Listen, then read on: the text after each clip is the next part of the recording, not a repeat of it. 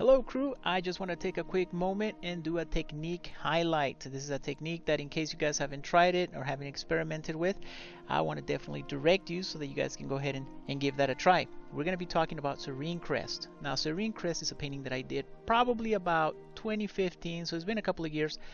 But we're going to focus on one of the techniques that make this painting really stand out. And that is a technique that I called the 3D technique. And there's plenty of videos here on YouTube that I make using it. The first thing that's going to stand out to you about this painting is exactly it, the 3D technique. Notice how the trees, the terrain, you can even use this in some of the tree leaves up above. Just add that extra dimension to your painting. So it's not just longer a 2D painting, you know, there's 3D aspects that really stand out. And of course you can make an entire painting out of this. So if you guys haven't experimented with it, guys, there's plenty of videos here that I have on YouTube that discuss this technique in great depth. This is a little bit of what my painting looks like in the back, the date, information about the painting. You know, you can see it was done in 2015, Spraycasso Studios. This is the normal stuff that you would see in one of my paintings.